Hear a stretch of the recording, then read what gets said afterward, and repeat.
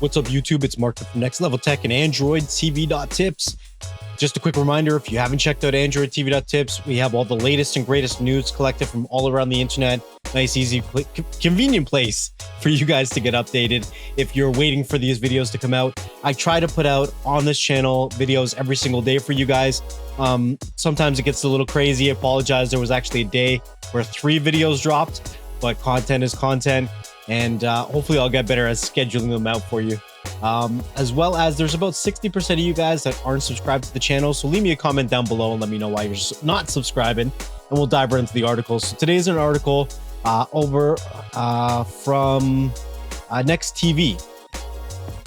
And it's talking about Hulu. Shocker. It's the 4th most popular default source for TV viewing in America. That's what the hub says. Only live paid TV, Netflix, and DVR rank higher, according to the research company. Now, recently I put out a video talking about how Hulu could potentially be bought out by Disney. But the only kind of disagreement that Disney and Hulu are having, or Disney and Comcast, is that they are saying that Hulu is worth $70 billion when its current valuation is $40 billion. And they're not going to sell it at $40 billion. So Disney's got to think if they can make an over and above offer to buy out Hulu before 2024. So it's a really good video. I actually really enjoyed making that video. So I will put the link in the top right here. So if you want to check it out, but we'll dive into the rest of the article. It's probably going to be a short one. It says live TV delivered by linear pay TV services continue to decline as a dominant default source for video watching in the US, with Netflix nipping at its heels. But again, we know that Netflix is starting to lose subscriber base and the other platforms are starting to gain, with, I believe, a combined subscriber count for the Disney Plus bundle being higher than what the Netflix current subscriber count is.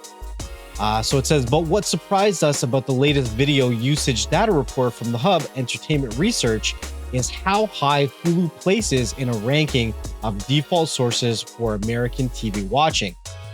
What is the first source viewers turn to when they fire up the old flat screen TV? Live traditional pay TV still ranks as number 1, that's your cable, with 28% of the 1,600 US adult TV watchers polled by the Hub in August, reporting it is their default source. Netflix ranks second at 23%, but has largely stagnated in that position. The digital video recorder still ranks at, the DVR still ranks at 8%? What? Hulu ranks 4th at 6%, ahead of not only Amazon Prime Video, Disney Plus, and HBO Max, but also viewing other over-the-air antenna or VMVPDs. So very interesting. Here's a chart that shows you live TV from your provider is 28%, Netflix is at 23%, DVR is at 8%, Hulu's at 6%, you have your OTA at 5%, Prime Video at 5%. Now, I think that this is going to start to go up as Prime Video starts to release more and more content. For a long time, I think Prime Video had an issue where they were releasing shows and canceling them after the first season, and they were starting to get more of a viewership with some shows that have 3 and 4 seasons. Right now, The Boys has just finished their season 3, amazing show. We have other shows like Invincible, really good show. That's just finished recording their season 2, and they are starting to work on their season 3, which is great. I hate diving into a show only to find out that it's been canceled when it really starts to get going, right? So I'm happy to see more and more Amazon shows really taking on that 3rd season and hopefully 4th coming down the road. So it says, as Hub elegantly shows, live pay TV viewing has declined markedly as a go-to viewing source, with nearly half the market reporting it as a default as recently as 2016. Netflix, meanwhile, has only increased its share from about 15 to 23% over that span. Now, maybe it really depends on, the age range of who they're asking. there's not a lot of people that I can say that I know personally, maybe it's just the crowd that I'm in, that are still paying for live TV. And if they are, a lot of them just do it to get access to the local news because they're maybe uneducated in other ways to access local news content, right? But for the majority of people that I talk to, there's a good field of people that don't care about news. They don't want to see all that negativity, and majority of those people don't have cable. So maybe it depends on who they polled. Like these 1,600 people, did they get a good mix of different varieties?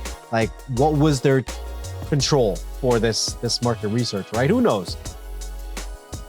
So it says here, what's your default source of TV? The first source you turn on when you get ready to watch. So you can see there's a steady decline from 2016 from 48%, dropping all the way to 28% for your local cable companies. And Netflix was 15% going up to 23%. Now, just a reminder, this isn't the first time that Netflix has hit 23%. It also hit 23% in 2018, dropped to 21% in 2019, went back up to 23% in 2020, dropped to 20% in 2021, and back to 23% from 2022. So I think we're going to see a lot more of these fluctuations as more and more people learn about getting access to content aside from their local telecommunication providers. So then it says remaining big five.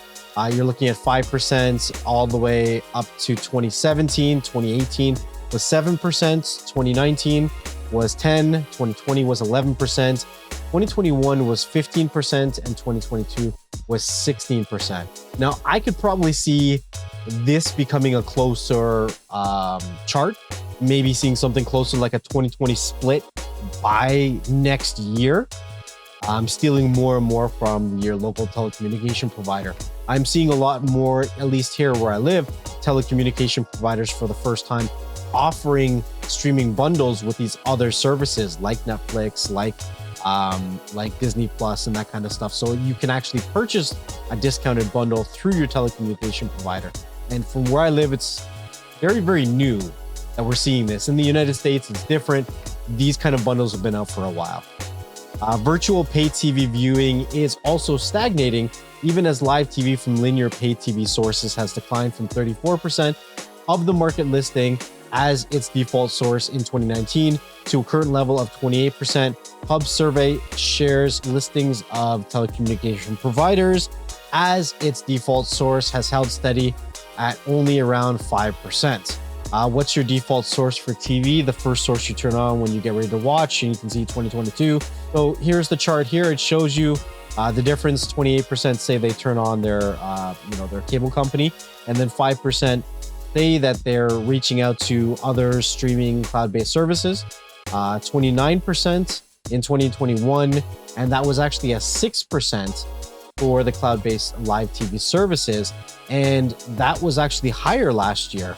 2020 was 30% with 5% for the live cloud-based services, and 2019 was 34% and 5% for the live cloud-based services. Now, I think that, maybe going into the pandemic in 2020, a lot of people were trying to cut their bills down a little bit. They didn't know how to do it.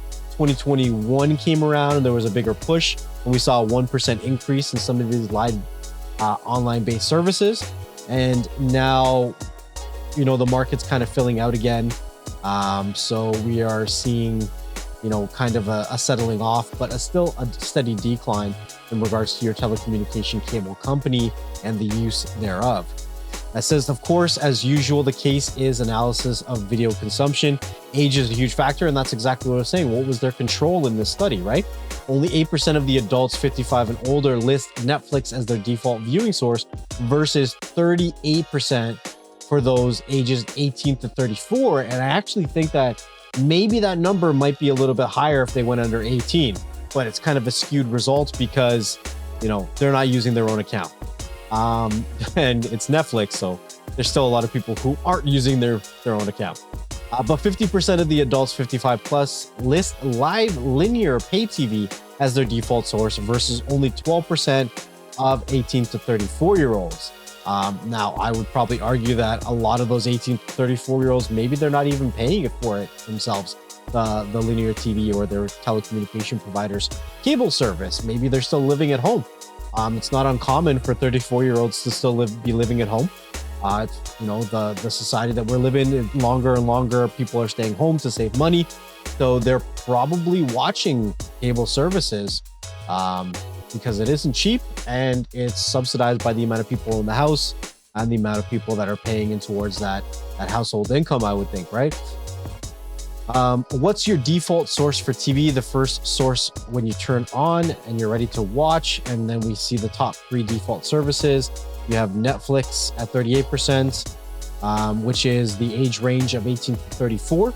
And then the age range of 35 to 54 is 21%, and 55 plus is 8%. Live from your telecommunication provider, we're looking at 12% from the ages of 18 to 34. Now, this is nothing that's surprising, right? If we go into ages 35 to 54, then you're going to see 25%, which is a quarter. And then you're going to see 50% for people that are 55 plus, right? DVR is 4% for people that are 18 to 34, and then 9% 35 to 54, and 13%, which is age 55 plus.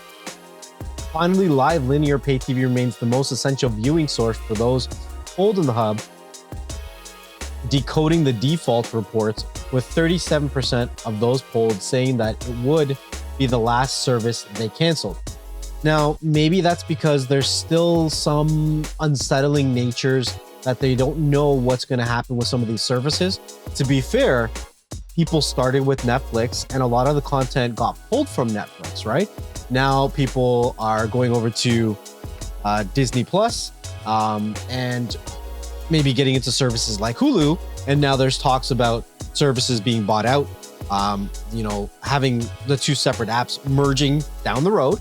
That could be changed. A lot of people are still reluctant to change. They don't like change, right? They want what they want and they want it to stay the same way forever, right? But unfortunately, the streaming world, the cord cutting world, is a forever fluid category, right? It's always evolving, it's always changing, and not everyone wants to chase down where their favorite content's going to be. I'm not going to say it's every month, but every year it could change, right? With rights and different services being bought out. Now, for the most part, if you're a Star Wars or if you're a Marvel fan, then you're pretty safe with getting Disney Plus. They're probably not going to be going anywhere, probably, but who knows, right? So that's the thing here. So it said if you had to drop all of your TV providers except for one, which one would you keep? So among all users of each, 37% said they would keep their telecommunication cable company. And then among users who say it's their default, 64% said they would keep that. So there's a difference between these 2 categories. Netflix, among all users, said they would keep 30% of the users would keep that service. And then if the Netflix is their default service, 65% said they would keep Netflix. Prime Video, among all users, 14% said they would keep it. And then 61% who say that it's their default service said they would keep it. Now, I'm very curious to see which crowd is using Prime Video as their default streaming service. And I get it, maybe they're using all of the Amazon Prime features and benefits, and they don't really want to dish out any additional money. So they just continue to use that because it's included in their Prime membership. So why not, right? Hulu, 15% of all the users say that they would keep that. And that could be for a couple different reasons, the live content or whatever it is. And then 63% of Hulu's users who use it as a default said they would keep it. Now that's higher than Prime Video. It's almost as high as the cable company's viewership as well, right? You can see 64% and 63% there. So that kind of shows you that people are really believing in the service and they would keep it, continuing and drop everything else, right? Disney Plus, you got 10%, and then 59% of people who use Disney Plus as their main default service said that they would keep it. Interesting numbers. We're still seeing a higher percentage for Disney Plus. We're seeing a higher percentage for Prime Video, a higher percentage for Hulu than Disney Plus. Granted, it's not a big number, but maybe it's a little bit more curious to see how many of a certain age range are diving into these kind of polls, right? If we're asking people maybe, 12 to 24 or 12 to 35, I could see a bigger change with these ratios and these numbers. HBO Max, you're seeing 8% of the people would keep this as their default service after they had to cancel everything. And people who use it as their default service, 63% said they would keep HBO Max. Now, that's also another situation where it's higher than Disney Plus. It's just as high as Hulu. It's higher than Prime Video. It's almost as high as Netflix and almost as high as your cable, right? So very interesting numbers, but I think that maybe if they asked it a couple different ways to a couple different age groups specifically, that we would see a lot different results. So let me know what you guys think about these results in the comment section down below, and let me know your answers to these kind of questions. If you had to pick, what's your first service? When you first turn on the TV, what's the first thing that you go to majority of the time? What do you open up if you're going to watch something majority of the time? What is that? And then what is the service that you would keep if you had to cancel everything else out there? What would you keep? Right? So let me know in the comment section down below, and maybe we can get our own little poll up, and I'll put it up in the comment section or the YouTube video as well. So let me know what you guys think. So just a reminder, guys, that we still have some good updates that are coming down the road for Android TV.tips. We've kind of laid out a roadmap for those of you that are part of the members of the YouTube channel and part of the members only group in Telegram. If you are a member of the channel and you're not in the group, you can go over to the community tab and click on the invite link.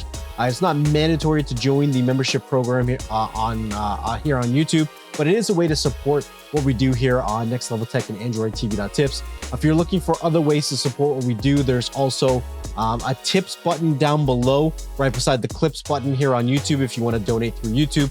In the description, there's also PayPal links and cryptocurrency addresses, as well as if you feel like checking out some of the affiliated links down below for some of the services and products that we use that you might find of value as well. They do support the channel when you use the links in the description as well.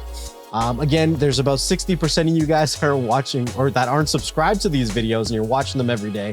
So give me a comment down below why you haven't subscribed yet. Mark from Next Level Tech, and I'll see you guys on the next one. Peace. Hey everybody, just before we get going, I wanted to say a huge thank you, much love and appreciation to everyone who supports what I do over here on Next Level Tech. Make sure you hit that like and that subscribe button and share these videos with a family member and friend.